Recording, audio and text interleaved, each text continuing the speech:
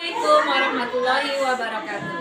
Berjumpa lagi dengan saya Anita Aniswati, calon guru penggerak angkatan 9 dari OPTD SMP Negeri 30 Pesawaran. Kali ini saya tidak sendiri. Saya ditemani oleh Bapak Wasto. Beliau adalah guru pendidikan agama Islam di OPTD SMP Negeri 30 Pesawaran. Assalamualaikum, selamat siang Bapak Wasto. Waalaikumsalam, siang Bu Anita. Bagaimana kabarnya Pak hari ini? Alhamdulillah baik. Alhamdulillah. Hari ini kita akan adakan percakapan pra-observasi ya Pak ya, sesuai kesepakatan kita sebelumnya. Nanti insya Allah saya amati dalam proses pembelajaran yang Bapak lakukan di kelas atau sebelum saya melakukan supervisi di kelas. Adapun tujuan yang dilakukan supervisi adalah mengetahui dan juga mengevaluasi jalannya proses pembelajaran ya Pak ya. Kenapa kita hari ini melakukan percakapan pra-observasi sebagai persiapan awal sebelum nanti Bapak melakukan kegiatan pembelajaran agar lebih siap dan lebih percaya diri sehingga dapat memberikan pembelajaran yang terbaik bagi muridnya. Begitu ya Pak ya? Baik Bu. Ada beberapa pertanyaan yang akan saya sampaikan ke Bapak. Yang pertama, berkaitan dengan tujuan. Kira-kira tujuan pembelajaran yang ingin Bapak capai itu apa sih? Ya, berdasarkan rancangan pembelajaran yang saya tuliskan, ada dua. Itu yang pertama, dapat beradaptasi dengan baik dengan lingkungan. Yang kedua, dapat bersosialisasi dengan Baik, ada dua ya Pak ya, tujuan pembelajaran yang Bapak capai ya. Nah, bagaimana area pengembangan yang ingin Bapak capai atau yang ingin Bapak lakukan untuk diobservasi? baik Bu, untuk area pengembangannya mungkin saya menggunakan dua, yaitu pengetahuan dan juga keterampilan. Ibu yang pertama pengetahuan, yaitu Ya, menurut pelajaran Bapak, menurut di dalam bidang studi Bapak, pendidikan agama itu apa? Maksudnya keterampilan apa, siswanya bisa apa? Di dalam yang Bapak buat di RPP yang Bapak buat. baik, khusus strategi yang saya gunakan adalah pembelajaran berdiferensiasi berdasarkan kesiapan siswa yang diintegrasikan dengan pembelajaran sosial dan emosional. Kemudian saya akan melakukan pembagian kelompok sesuai dengan kemampuan keterampilan dan kemampuan siswanya. Dan untuk model saya menggunakan model pembelajaran biasa, basis masalah ya, atau problem based learning ya. Untuk modelnya mungkin saya menggunakan diskusi kelompok, dia tanya jawab dan juga penugasan. Baik Bapak, rencana yang akan diterapkan di dalam kelas menggunakan strategi pembelajaran berdiferensi yang akan diintegrasikan dengan pembelajaran sosial emosional. Menggunakan model pembelajaran problem based learning atau PBL dan juga dengan metode diskusi kelompok, kemudian penugasannya juga tanya jawab yang Bapak lakukan. Bagaimana dengan media pembelajaran yang Bapak pergunakan di dalam kelas? Untuk media pembelajarannya mungkin saya akan menggunakan beragam contoh gambar dan teks, kemudian KBD atau lembar kerja, kemudian median PowerPoint yang juga laptop. Nah, kira-kira Bapak itu melakukan kegiatan pembelajaran itu di hari apa dan di kelas berapa, juga di jam berapa yang Bapak nanti akan melakukan observasi? Kebetulan saya ada jadwal di hari Selasa, jam pertama dan jam kedua di kelas 7B. Jadi nanti hari Selasa depan di kelas 7B jam 1 dan 2 saya akan datang ke kelas. Saya akan melakukan supervisi di kelas dan saya akan melihat dan juga mencatat hal-hal apa saja yang terjadi di dalam kelas. Nah, nanti setelah Ibu lakukan kegiatan observasi atau pembelajaran di dalam kelas, kita adakan percakapan yang terakhir ya Bu, yaitu percakapan pasca observasi yang nanti akan didampingi juga oleh pengajar praktek sebelum kita akhiri kira-kira apa ya Ibu mendapatkan dari hasil. Oke, berarti gini ya Pak ya, melakukan supervisi di kelas ini, berarti kan yang kita percakapan ini mencatat hal-hal yang terjadi, sehingga saya nanti akan mengadakan percakapan kembali sehingga dapat mendapatkan yang hasil percakapan pada kita hari ini untuk selanjutnya. Mungkin untuk mendapatkan baik Pak Wasto, kira-kira yang Bapak tadi bilang pada hari Selasa, terus yang akan kita lakukan itu kan RPP nanti Bapak sudah buat ya, sudah disiapkan ya. Iya. Media insya Allah sudah disiapkan juga ya Bapak ya. Oke. Berarti nanti sebelum kita akhiri, kira-kira apa sih yang Bapak dapatkan dari hasil percakapan kita hari ini? Oh, banyak sekali Bu, ya kita bisa menggunakan di sini. Kita jadi tahu tentang observasi ya yang dilakukan. Dan banyak sekali lah ya yang kita dapatkan dari pertemuan para peserta. Ya. Terima kasih Bapak Wasto, terima kasih atas waktunya sudah bersedia berbincang-bincang dengan saya di percakapan pro-observasi ini. Sampai ketemu lagi nanti pas melakukan observasi di hari Selasa depan ya Pak ya. Iya. Ya. Demikian percakapan saya hari ini. Sampai ketemu kegiatan observasi kelas dan juga percakapan pasca operasi. Wassalamualaikum warahmatullahi wabarakatuh. Waalaikumsalam.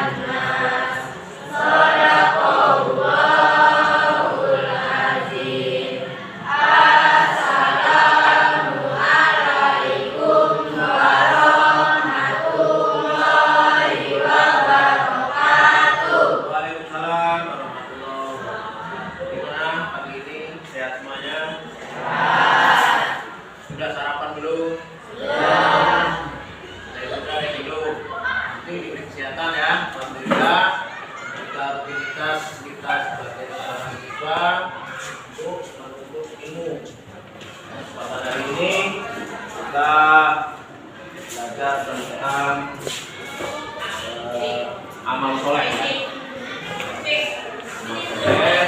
Kalau waktu yang lalu, Rabu yang lalu membahas sebagai suri teladan kita adalah Nabi Muhammad SAW. Kemarin pada di Rasul itu ada suri teladan yang baik. Ya, lakum di Rasulullah itu ada teladan yang baik. Nah, teladan yang baik ini kita sebagai umatnya untuk kita ikuti dari apa yang dicontohkan. Ratona, sidik benar, amanah, Pak. Pandai percaya, patona, cerdas, kemudian tablet artinya apa? Menyampaikan, ya, berdakwah. Kemudian ada sifat mustahilnya, ya, kebalikan dari sifat wajib. Kemudian ada sifat jais, jadi sifatnya dibagi tiga ya, sifat wajib, sifat mustahil bagi Rasul dan sifat jais bagi Rasul. Nah, sifat jaisnya apa itu? Aradul basariyah ya. Jadi bahwa Rasul itu sama dengan kita manusia biasa, gitu ya. Dia makan, minum, tidur, berkeluarga, dari nafkah.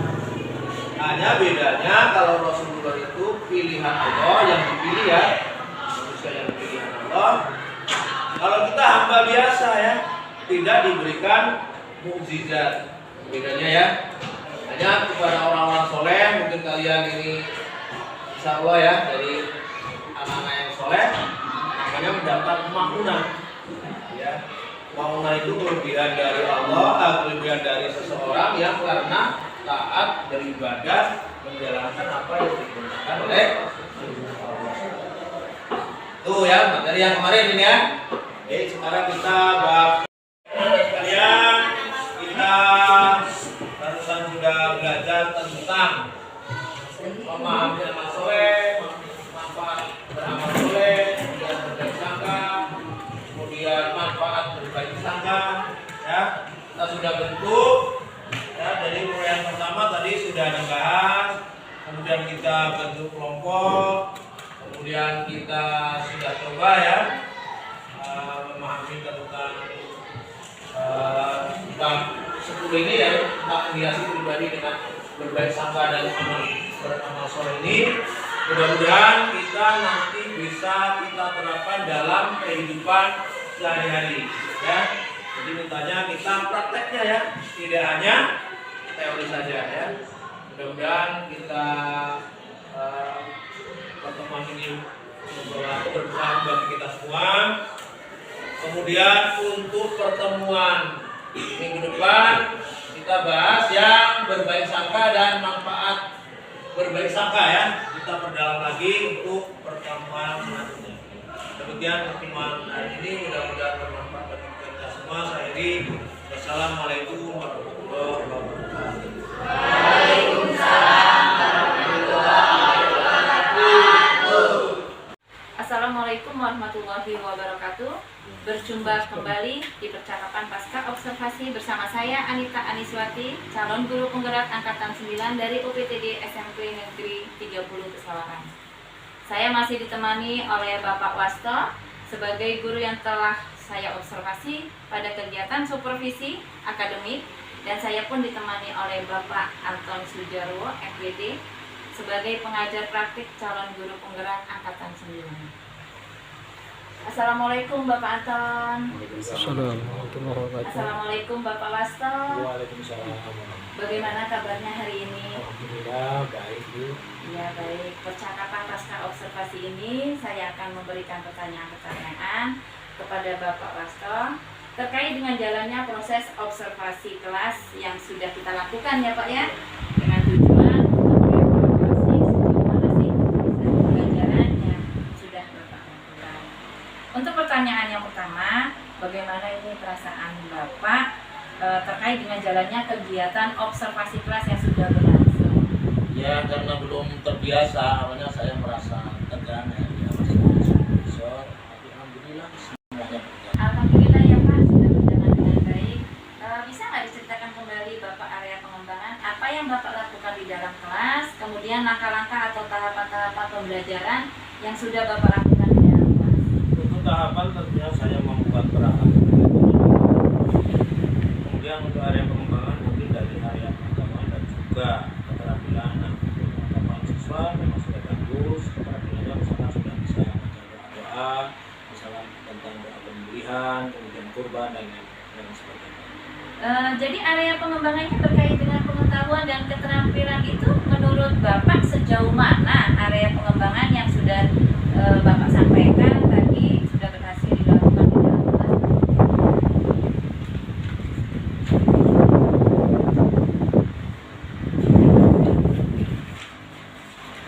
Menurut saya alhamdulillah berjalan dengan baik, namun memang masih ada kekurangan. Jadi sudah dilakukan dengan baik ya Pak ya, walaupun ada kekurangan, tapi masih ada sedikit kekurangannya.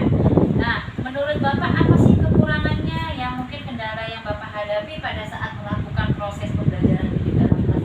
Kekurangan atau hambatan yang sering terjadi ya tentunya mungkin dialami oleh guru-guru. Yang lain juga ya masih ada beberapa siswa yang tidak ingin terlibat dalam kegiatan belajar tersebut, artinya siswa tersebut kurang aktif. Oh baik, jadi ada beberapa siswa yang tidak terlibat atau kurang aktif, mungkin hanya mengandalkan teman ya, betul ya? Iya. Kira-kira mengapa sih hal itu bisa terjadi Pak?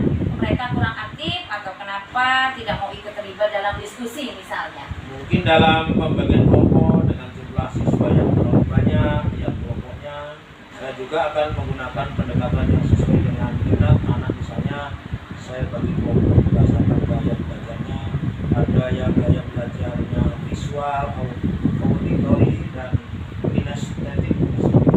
Menurut saya alhamdulillah berjalan dengan baik, namun memang masih ada kekurangan.